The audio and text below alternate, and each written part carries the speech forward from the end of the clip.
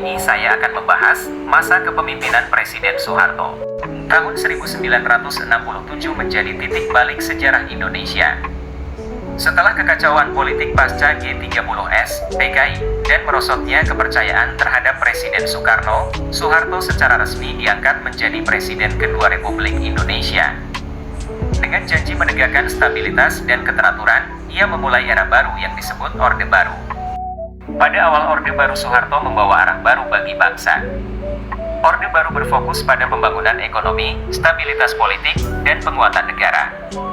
Ia menjalin kerjasama dengan negara asing dan lembaga internasional untuk mendatangkan investasi. Pemerintahan mulai terstruktur, dan rakyat diajak untuk mendukung pembangunan. Dalam rangka mempercepat kemajuan, Soeharto meluncurkan program Pelita, pembangunan 5 tahun.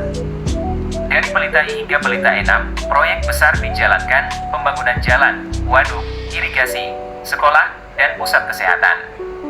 Semua diarahkan untuk meningkatkan taraf hidup masyarakat dan memperkuat fondasi ekonomi nasional. Salah satu kebanggaan terbesar pada era Orde Baru adalah swasembada pangan. Melalui intensifikasi pertanian dan dukungan kepada petani, Indonesia berhasil mencapai swasembada beras pada tahun 1984. Dunia memuji kemajuan ini. Pertumbuhan ekonomi pun meningkat pesat, menjadikan Indonesia sebagai salah satu kekuatan ekonomi baru di Asia Tenggara. Namun di balik keberhasilan pembangunan, Soeharto memimpin dengan gaya otoriter. Pers dibatasi, partai politik dikendalikan, dan oposisi ditekan. ABRI atau militer menjadi pilar kekuasaan dengan peran ganda di bidang pertahanan dan pemerintahan. Stabilitas dijaga dengan cara-cara yang kerap mengekang kebebasan. Kritik terhadap pemerintahan Soeharto mulai mencuat. Muncul tudingan korupsi, kolusi, dan nepotisme, di mana keluarga dan kroni-kroninya memperoleh banyak keuntungan dari proyek-proyek negara. Kekuasaan yang terlalu lama membuat pengawasan terhadap pemerintah melemah. Di tahun 1997, badai krisis ekonomi Asia melanda Indonesia.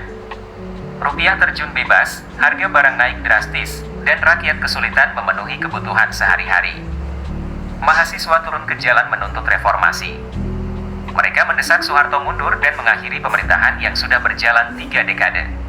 Akhirnya, pada 21 Mei 1998, di hadapan rakyat Indonesia, Soeharto menyatakan pengunduran dirinya.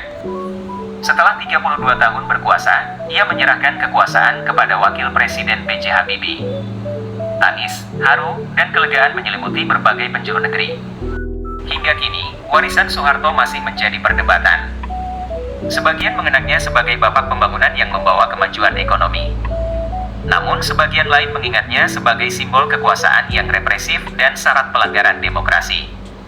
Sejarah mencatat keduanya dan menjadi pelajaran bagi masa depan bangsa.